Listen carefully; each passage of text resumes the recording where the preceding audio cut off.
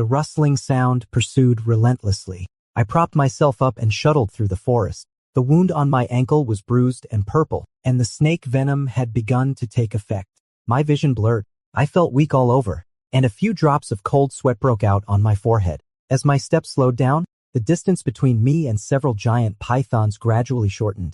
Suddenly, I stepped into thin air and fell into a pit hidden under the bushes. My ankle ached unbearably. I might have sprained it. In my current situation, I couldn't care less about my injuries. I looked around to assess the situation. The entrance of the pit was about 10 meters from the ground. For me on normal days, this height would definitely not be able to trap me. But in my injured state, it would be very difficult. Not to mention there were two giant pythons eyeing me covetously. The giant pythons stopped at the edge of the pit. They stuck out their forked tongues and poked their heads into the pit to search for the prey's location. I had nowhere to escape. This pit was like a tomb prepared for me. The giant pythons clung to the wall and slowly slid down. Suddenly, their snake bodies paused and they hurriedly retreated. In just a few seconds, they disappeared from the entrance of the pit. Soon I understood the reason. Deep in the pit, a snake's tail could be faintly seen hidden in the shadows. The snake's tail coiled and slid. It was thicker than any snake I had seen since entering the copy, but it didn't choose to attack.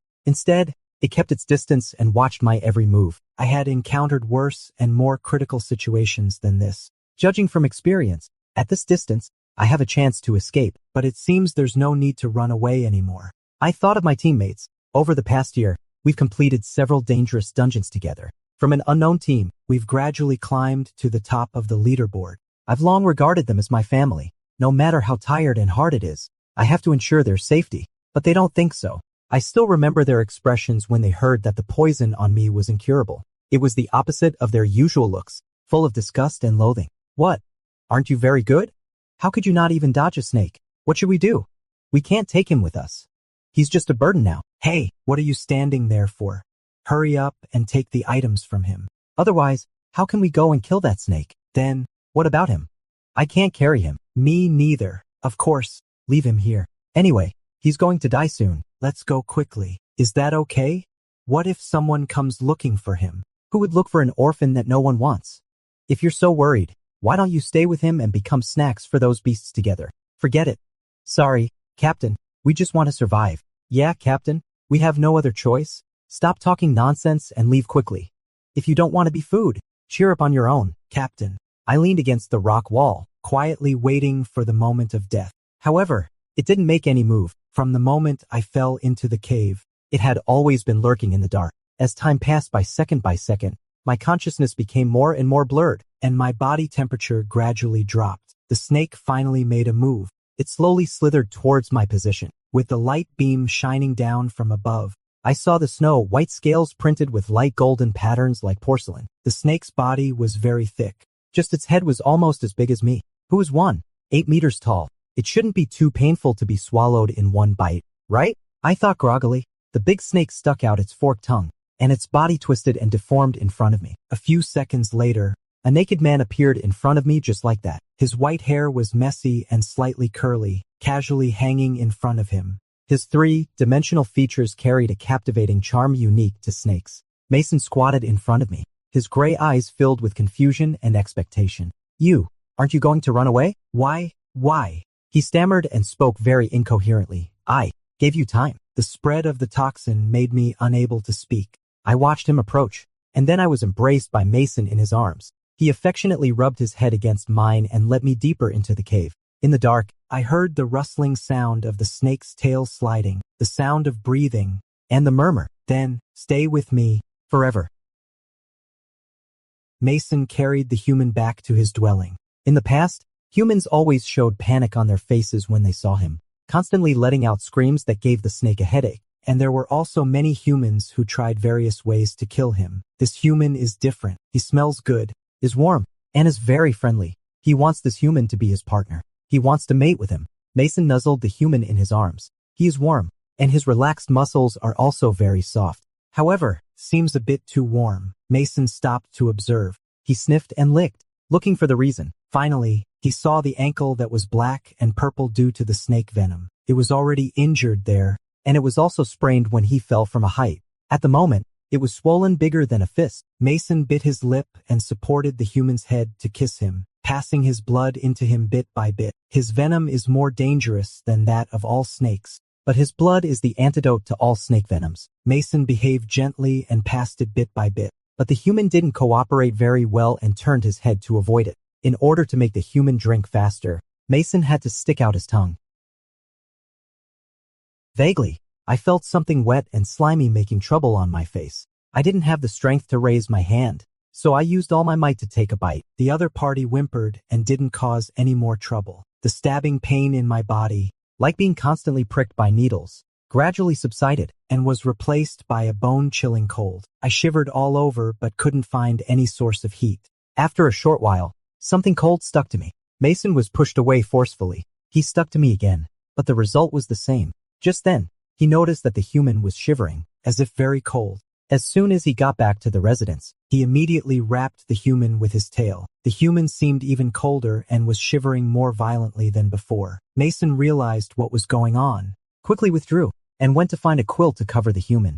But the effect was minimal. He was so anxious that he paced around, and finally stopped in front of the landline in the room. Mason recalled the phone number the other party had left and pressed the digits. The phone was connected, and Mason briefly described the situation. This was the first time he had asked his companions for help. They had more freedom of movement than he did and had human partners, so they should know how to treat humans. After a short while, a black passage appeared in the corner. A tall man walked out carrying a cat and a rabbit. The big cat walked around the bed and said, "It's okay, it's just a fever. Just take some medicine and it'll be fine." The rabbit hopped over and pressed its paw on the human's ankle, saying, "Pay close attention here. If you don't want him to limp, you need to take good care of it. If he's cold, just cover him with a few more quilts. If that doesn't work, you can warm up your own tail by the fire and then hug him." Mason was filled with gratitude and said, Thank you, it's okay." The big cat flicked its tail and said, "Boshel boss, my wife taught me this English. Isn't it cool? Doesn't it make me seem very cultured?" The rabbit gave it a disdainful look and said, "Idiot." Something warm stuck to me. I instinctively leaned towards it to absorb the warmth. That thing was slippery and carefully wrapped around me. The warm touch relieved the coldness, and even the pain on my body eased a lot. All of a sudden, the thought that I might be dead flashed through my mind. I tried hard to open my eyes to check my condition. It was dim all around, and the crackling sound of a fire came from afar. With the faint light, I could see clearly the object beside me that brought me warmth. It was a huge snake's tail so thick that even I, an adult male, couldn't hug it. I wasn't dead, but in my current situation, it was no different from being dead. I tried to struggle a bit. I couldn't break free and even woke up the snake. The huge snake's head leaned over and hovered above me, spitting out its forked tongue. I recognized it. It was the snake I met in the cave. I wasn't quite sure at that time, but observing it at such a close distance, I was certain that he was the final boss of this dungeon called Snake Disaster. The story background of the dungeon takes place in an underground research institute dedicated to snake research. The combination of snake genes and human genes is the main research direction. Their experiments are bloody, and they will stop at nothing to obtain data, and he is precisely the product of the experiment. He suffered years of abuse and hates humans to the core. After escaping from the cultivation chamber, he released all his companions and carried out a massacre in the research institute. The snake's forked tongue brushed past my cheek. It was cold and slippery, with no strange smell. Maybe he's just hungry now and ready to eat me. I closed my eyes. The expected pain didn't occur. I looked up. The snake's head had disappeared, leaving only a man with silver, white long hair and a snake's tail sitting beside me. My heart skipped a beat. Being eaten by a snake would just be a single bite, but now that he has transformed into this form, I don't know how many bites I'll have to endure. He grabbed my ankle. As he lifted my ankle, my heart also tightened. The next second, he lowered his head and licked my ankle. The cold temperature characteristic of snakes spread, and it wasn't too uncomfortable. He stayed on my ankle for a long time. When he moved away, I found that the place bitten by the venomous snake had mostly healed. The dark purple color faded away, and only swelling and redness remained on my ankle. I frowned. Didn't I get poisoned? After Mason licked for a while and confirmed that the injury didn't worsen, he happily wrapped his tail around me. "Your name?" I hesitated for a moment. "Daniel." Lin. Chi. "Daniel." Mason repeated it several times. There was a glimmer of light in his eyes, and even the tip of his tail started to wag, occasionally hitting my calf. "It sounds nice. My name is Mason." I didn't dare to move rashly. The dungeon boss is not only extremely powerful in combat but also very cunning. Right now, he might just be in a state where he's not hungry, so he's feeling playful. The scales gradually returned to their original temperature. I shivered from the cold, and the body temperature I'd finally managed to raise dropped again. Mason noticed my discomfort. He felt himself, then moved aside and slithered towards the campfire. His snake tail was very flexible and surrounded the campfire. While Mason was away, I started to observe the surrounding environment. The space was vast and dim. Apart from the campfire, there was only a desk lamp providing a meager amount of light. The walls were made of cold metal, and various instruments were piled up in the corners. Apparently, I've been brought to an abandoned underground research institute. Under me is a bed made of old mattresses and bedding. There are all kinds of daily necessities piled on the cabinet beside it. Towels, water cups, bowls and chopsticks. It's the boss's residence. Mason, who was curled up by the fire, made a move. He stretched his body and came back to me again. Mason flicked his long tail and curled me up between his snake tail again. The warmth came from the places where we were in contact, and the cold scales became warm. Mason hugged me and asked carefully, "Is it still cold like this?" Mason pressed close to me and gently pressed his fingers on my ankle. "Daniel, does it still hurt here?" "Here. Did you help me get rid of the poison?" I asked tentatively. Mason nodded. "Your foot will get better soon." I suddenly realized, did you do that just to keep me warm? I was speechless, and a strange feeling spread in my heart. After a long while, I finally spoke in a low voice. "Thank you." Mason was even more delighted, and the tip of his tail blurred as it moved. He tightened his snake tail and wrapped it around me 2 more times. Mason lowered his head and gently rubbed his head against my neck. I didn't feel any killing intent from him. He was completely off guard and exposed his vulnerable nape to me. If I had a suitable weapon now, I could definitely chop off his head within 10 seconds. "Don't you want to kill me?" Mason looked up, his expression a bit panicked. "Kill? No, don't." "Why?" Like Daniel." Mason's cheeks flushed, and the snake tail wrapped around me wriggled. "I like you. You're not afraid of me. You don't run away. I'll always protect you. I won't let others hurt you again." Mason took my hand and awkwardly intertwined his fingers with mine. "I'll love you."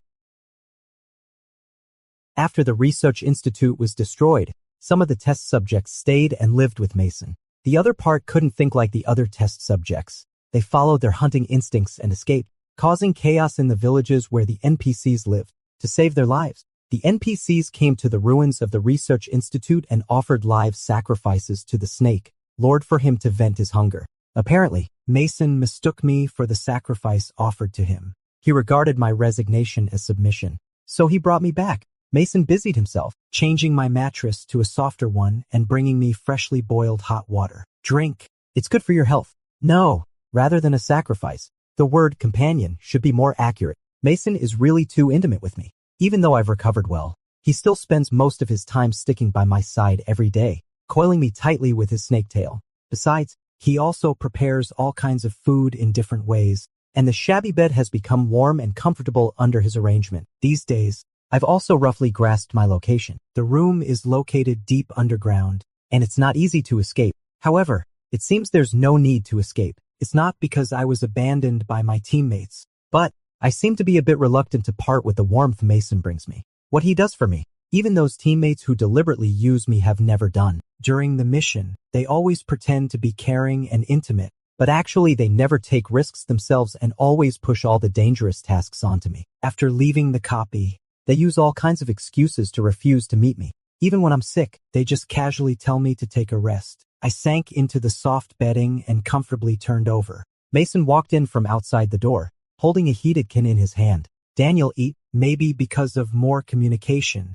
Mason has been speaking much more smoothly recently. He walked over, coiled his snake tail around my waist, picked me up from the bed and stuffed me into his arms. Mason is so big that even I, a man who works out regularly, have a noticeable size difference compared to him. "Daniel, eat." As Mason spoke, he pushed the spoon to my mouth. I noticed the wounds on Mason's hand. There were numerous small scratches oozing blood. "Are you injured?" Mason said indifferently. "No. Eat." I heated up the canned food and vegetables. I didn't think too much about it. He wasn't the only snake dwelling in the research institute. It was normal for there to be occasional frictions. The spoon was pushed to my mouth again. It was warm. A rice porridge with the aroma of meat. He wanted to feed me, being held in his arms like a child and being fed. My sense of shame exploded instantly. I struggled to escape from Mason's embrace. Mason tightened his arms when I struggled and relaxed them when I calmed down. After several rounds like this, Mason showed no sign of annoyance. Instead, he happily cooperated with my movements. When he was in high spirits, he even took a bite on the back of my neck. His fangs were sharp. Even through my clothes, I could feel the dangerous pressure. I calmed down, and my hair stood on end because of that feeling. But Mason didn't do anything else. He used very light force, as if he was just playing around. I felt relieved and opened my mouth to swallow the food Mason fed me. Mason cleared all the instruments piled in the corner and swept away the remaining debris and dust. The room was tidy, and there were 2 more lamps on the table. Mason still doesn't know where he stole 2 double happiness characters and pasted them on the door. The dim room instantly became full of joy. After doing everything, Mason came over like seeking credit. Do you like it? He patted the quilt, looking a bit shy on his face. Let's give birth to little snakes here. I was silent for a while, but I'm a man. Mason tilted his head. What is a man? Looking at Mason's expression, I suddenly felt that he didn't seem as terrifying as other players described. I rubbed my forehead and pointed to his lower abdomen. It's the same as you, male, and can't give birth. Mason raised his hand and pressed it on my stomach. The touch under his hand was clear, and the relaxed muscles were soft and elastic. The tips of Mason's ears turned red rapidly. He thought for a while and suddenly reached out to hug me. Then are you, forever, only belong to me alone? My heart sank, feeling a bit sour, and I responded sullenly, I'm not clear about the future outcome. But now, I really want to be with Mason. Even if the time is short, I still want to feel this emotion as much as possible. Mason's tail tip was swinging back and forth and he asked, do you want to take a bath? My eyes lit up. Since falling into the cave, I've always simply wiped my body with the towel and hot water provided by Mason. It's been a long time since I had a good wash. Is it okay? Mason nodded and led me outside. The corridor was much darker than the room where Mason lived. There were instruments and gravel piled up on both sides. I stuck close to Mason's side and didn't dare to move away. There were snakes everywhere. Big ones, small ones, and those like Mason with a human upper body and a snake's tail. Attracted by the human scent, they all poked their heads out from the dark, but didn't dare to come forward because of Mason's presence. I looked back. Some bolder ones followed behind me, neither too far nor too close, looking for an opportunity. Mason stopped. A white light flashed. In the blink of an eye, several snakes were severed at the neck and silently fell to the ground. Mason's gray pupils dilated vertically, and tiny white scales appeared on the side of his face. He looked around, his eyes full of threatening and warning meanings. They hung their heads, not daring to take another look, and returned to the dark. Don't be afraid. They dare not. Mason touched my ankle with the tip of his tail and led me to continue walking forward. After passing through the corridor and going downstairs along the stairs, we reached the bottom floor. The room was narrow and filled with steam. In the center is a sunken semicircular depression. When I reached out my hand to explore, my arm sank into the warm water flow. Water?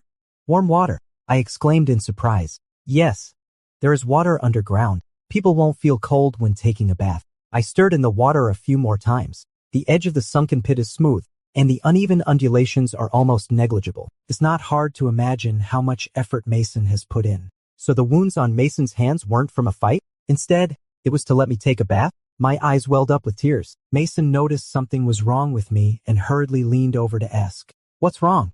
Don't cry. I shook my head. It's just that I've never met someone. No, a snake. Who cares so much about me before? I held Mason's wrist. Shall we take a bath together? The water temperature is comfortable, and all the muscles in my body are relaxed under the scouring of the water flow. Mason was very excited and offered to help me wash. His snake tail is very flexible. In just a few strokes, he washed me from head to toe. After the bath, he didn't move his tail away. Instead, he tightly wrapped it around me, and the tip of his tail was wagging wildly. I ignored him and closed my eyes to enjoy this comfort. Before I could enjoy it for long, I felt that one of the scales on Mason's tail was a bit strange. After that, Mason looked at me with an increasingly strange look in his eyes, his gaze lingering on me stickily. From time to time, he would stretch his tail over to get close. If I made the slightest response, he would grunt and wrap me tightly in his embrace. Sorry, I'm a little out of control. I think I'm probably entering the breeding season. Don't worry, I won't hurt you. Mason's breathing was unsteady, and his snake tail slipped into the gap in the fabric. The slippery touch moved upwards, exploring the area everywhere. The strange feeling made me shiver all over, and I quickly spoke up to divert Mason's attention. "Can you tell me something about your childhood?" Mason didn't listen. His hands also began to grope randomly. I held his head up with one hand. "I want to get to know you better." Mason barely regained his senses. His voice was hoarse. "Me? I want to get to know you better. All of you." He looked at me, a bit hesitant. It took a while before Mason straightened up. "Okay." Mason carried me all the way. He would stop every 2 steps to kiss me, and even stuck his snake tongue into my mouth. His actions were forceful. He tightly wrapped around my tongue and didn't let go until my tongue root ached and I was out of breath from the kiss before he finally released me. "Why are you hiding?" Mason bit my nape discontentedly and took advantage of the moment when I opened my mouth due to the pressure of his fangs to press his lips against mine. He tasted me wantonly in a mumbled way. "It's already happened several times like this." I turned my head to the side. My eyes slightly widened because of Mason's words. When you were poisoned." Mason didn't think there was anything wrong. "I fed you the antidote with my mouth." I was stunned for a long time and couldn't say a word. Finally, I covered my blushing face and urged, "Let's go quickly." Halfway there, we were blocked by Mason's companions. The leading snake man swayed his snake's tail. He dared to step forward only after getting Mason's permission and presented what he was holding in his hands to me. It was a half-dead patterned little snake. There was blood at the corner of its mouth, and its tail hung limply. I recognized at a glance that it was the one that had bitten me at that time. This is the snake that bit you." They asked how to deal with it. Should we kill it?" I shook my head. At that time, we were looking for the trace of the boss in the forest and killed many snakes along the way. It bit me to defend itself. Let it go back. It didn't do it on purpose. 2 bean-sized tears welled up in the little snake's eyes, and it stubbornly propped up its body to show its friendliness to me. Mason's face darkened. Immediately, he used his tail to protect me and quickened his movement. Mason took me to the archive room. He put me down, walked around among the bookshelves to search, and finally took down a thick stack of files from the top shelf. Mason blew the dust off them and cleaned the cobwebs on the edges before handing them to me. First, there were just some records of physical data. 3 photos from his childhood were spliced together. There were pictures of him in a snake form, in a half-human and half-snake form like now, and in a complete human form, pointing at the little snake less than 1 meter long in the photo. I said, "So cute." Mason flicked his tail and asked, "Do you like it?" "Yes." Mason tilted his head and asked, "Don't you like me now?" "I do." Mason was happy, and his snake tail curled up softly under my feet. I flipped through the files backward, and the experiments became more frequent after Mason became an adult. Electrocution, injection of poison, drowning, cutting, heart digging. Bloody photos and data were so blatantly displayed in the files. I couldn't stop trembling, and a cold sweat broke out on my forehead. I closed my eyes and reached out to hug Mason. The skin on his chest was smooth, and even his snake tail was flawless. All the wounds had healed well, leaving no trace at all. What Mason had suffered was far more terrifying than I had imagined. My heart ached painfully, and there was a churning pain in my stomach. I tightened my arms around Mason. Mason didn't know what was going on. He spread his arms and pulled me into his embrace. "Mason, if it's possible, would you like to go home with me?" Mason neither agreed nor refused. He said, "Isn't it good here?" I keenly caught that uneasy emotion. I reached out and ruffled Mason's hair. He immediately leaned in and let me stroke him. "Anywhere with you is good." Mason in the breeding season was extremely irritable. He hid in the corner of the room, his snake tail writhing and coiling non-stop, breaking quite a few pieces of furniture. But no matter how uncomfortable he was, Mason still maintained his last bit of sanity. He was afraid of hurting me and didn't dare to get close to me at all. His gray pupils had completely turned into needle-like slits. At this moment, they were full of desire and locked firmly on me. The fear of getting close to Mason that I had felt a few days ago had completely disappeared. Now I just wanted to get closer to him. I walked towards Mason's position. Sensing my approach, Mason stiffened. Don't come closer." I can't hold back." I ignored his warning and walked straight up to Mason. Then, under Mason's gaze, I grabbed the tip of his tail. In an instant, all my clothes were torn into pieces. The snake's tail wrapped around me, tightly restricting my movements. Mason nuzzled my face affectionately. "Don't regret it. Daniel, don't be afraid. I've smeared snake venom that can make you relax. It won't hurt." Mason had reached the limit of his patience. He withdrew his hand and pressed against me from behind. How could Mason allow me to resist? He opened his mouth and nibbled on my shoulder. While I was distracted by his fangs, Mason took the opportunity to enter without giving me any chance to refuse. Fortunately, I've been through many dungeons over the years and have a strong physical constitution. Otherwise, I'd have died from exhaustion in bed. I slept for a long time, and Mason stayed by my side without leaving for a single step. He didn't leave the room reluctantly to look for food until I woke up. I took another nap. When I opened my eyes again, it was quiet all around, and I couldn't see Mason's figure. I put on my clothes and walked to the door. The corridor was pitch black, and the snakes that usually rested in the corridor were also gone. Something was wrong. Mason would never leave for such a long time when I was still in the room. Even if there's something going on, he would have told me in advance. Moreover, there were quite a few snakes in the corridor. How could they all suddenly disappear? Mason doesn't like to kill his own kind casually. Unless they're disobedient and do something they shouldn't, Mason would never lay a hand on them. Several familiar faces appeared in my mind. I pursed my lips and quickened the pace of dressing. You can't quit a team dungeon. You can only leave after completing the mission. Killing Mason is the final mission of this dungeon. As long as they're not dead, they'll definitely come looking for us. Back then, I also came here with the idea of killing the final boss. But now, I don't want Mason to die. At the corner, I ran into Mason. He was covered in blood, and even his hair was dyed bright red. My mind went blank, and I quickly stepped forward to check his injuries. How are you? Where are you hurt? Let me take a look. Mason spread out his hands and let me feel around to check. I'm not injured. This is all the blood of those humans. Mason was completely fine, without any wounds. I let out a sigh of relief. You must take me with you when you go out from now on. Mason flicked the tip of his tail. It's okay. They can't beat me. Their combined strength is indeed no match for Mason. But the problem is, in order to successfully clear this dungeon, I specifically found props to deal with Mason. That thing can prevent the wound from healing, thus blocking all opportunities for him to recover. Mason hooked my hand. Daniel, what's wrong with you? I held his hand back. From now on, no matter where we go, we can't be separated. His eyes curved. Then can you help me take a bath? I'm so tired. I stink. There's the smell of blood all over me. After taking a bath, let's go back and eat canned food. I agreed without even thinking. Later, because I was too engrossed in my thoughts, Mason took advantage of the loophole. He pressed me on the edge of the bathtub and washed me clean inside and out. In the middle of the night, I was awakened by a huge vibration. The space beside me was empty. Mason had long since disappeared. I got up in a hurry, put on my clothes and ran outside. After staying underground for a long time, I gradually got used to this dim space. I acted quickly and rushed upstairs. In the corridor leading to the upper level, I met two people I knew all too well. Alexander looked extremely surprised, with a contemptuous smile on the corner of his mouth. What? You're not dead?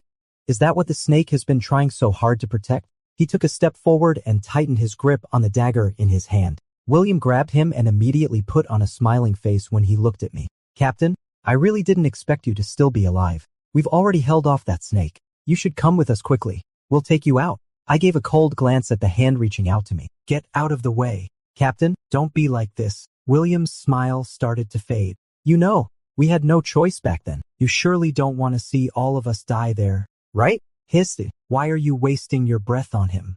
Can't you just tie him up? After saying that, Alexander rushed straight at me. I had no self-defense weapons and got stabbed several times under the attacks of the two of them. The little snakes hiding in the crevices all crawled out when they smelled the blood. They locked onto Alexander's position and all bit at him. What the hell is that? Alexander stepped back in a panic and frantically stabbed at the little snakes biting him. Daniel, you've really stooped low. Selling yourself? How disgusting. It makes me want to vomit. I didn't reply. Taking advantage of Alexander's distraction, I snatched the dagger from his hand. William tried to stop me, but he was slower than me. In the blink of an eye, William's arm was severed. He let out a scream and knelt on the ground. Alexander was furious and attacked me again. I kicked him in the chest. Alexander hit the wall. He coughed up a mouthful of blood. When he tried to get up again, he just couldn't muster the strength. Alexander couldn't believe it. He kept trying to get up but failed again and again. I picked up the patterned snake on the ground and stroked it in my hand. You've been poisoned, the same kind as I was before. If you don't want to be treated as food, then cheer yourself on. I returned all the words that Alexander had once said to me to him. I rushed to the upper level. Mason had quite a few more injuries on his body and was wrestling with the other three people. He smelled the smell of blood in the air. His pupils suddenly constricted, and he attacked even more frantically. Why isn't he dead yet? Didn't Daniel say it was very effective? What a load of crap. I saw the long knife stabbed below Mason's chest. It didn't hit a vital part, but due to the effect of the prop, Mason's wound could no longer heal. If it went on like this, he would die. I rushed forward and cooperated with Mason's movements to deal with the others. Mason smelled my scent. He endured the pain and checked the injuries on my body. What's wrong with you?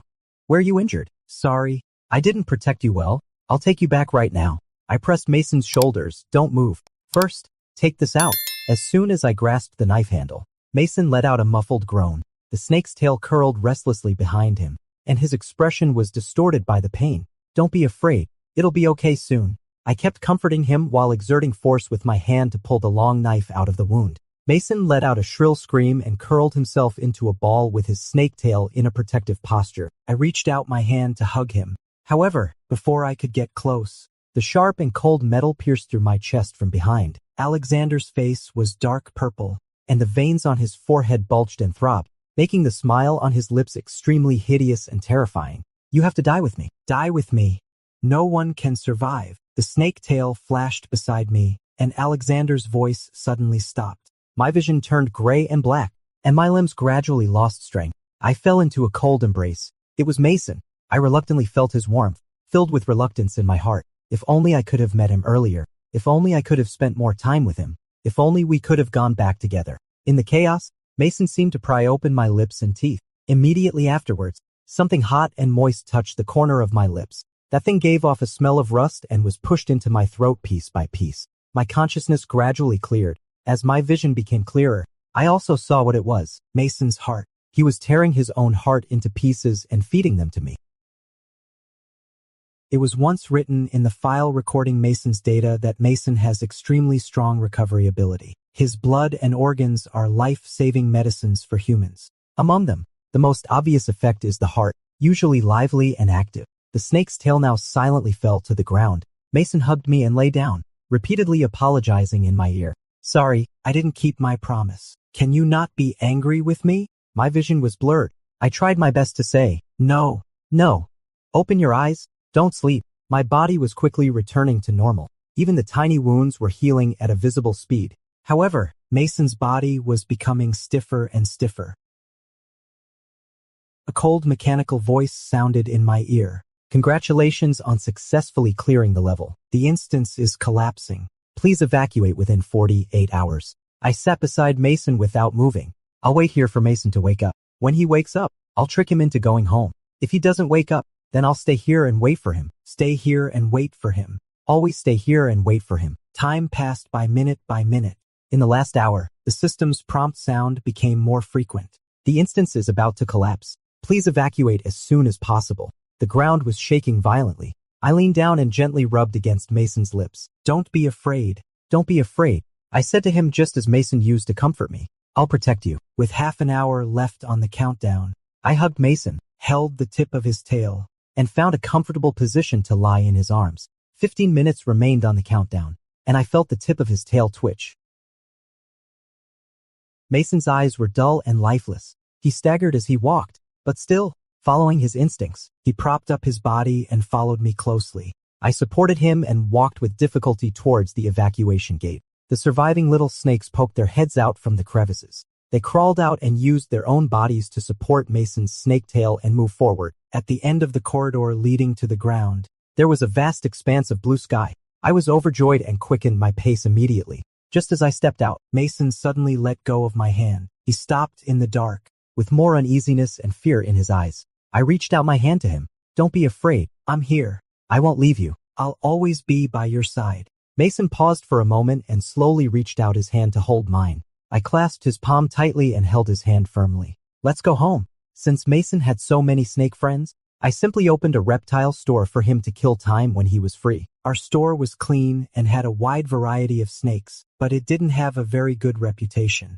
The customers who came to the store always encountered supernatural events such as snakes talking and gathering to play cards. As time passed, no one came anymore, and we were extremely idle all day long. Mason occasionally invites some of his boss friends to visit, but they all seem to be quite busy. Mason may not be able to get them to come even after inviting them more than a dozen times. After leaving the dungeon, I reformed a team. Although we are still in the running, Everyone is not a bad person. I was afraid that Mason would be bored, so I invited them over. Several people came one after another, and they also brought their pets. Mason was stunned, and his face darkened a bit. I asked, "What's wrong?" He pointed at those pets that were so clingy and seemed to want to stick to their owners all the time and said, "They're those busy boss friends of mine." The big cat lay on Mateo's shoulder and stuck out its tongue to lick his face from time to time. "I'm not lying to you. I'm really busy. Busy accompanying my wife." Mateo got a mouthful of cat hair. When he opened his mouth, the cat hair scattered in the air.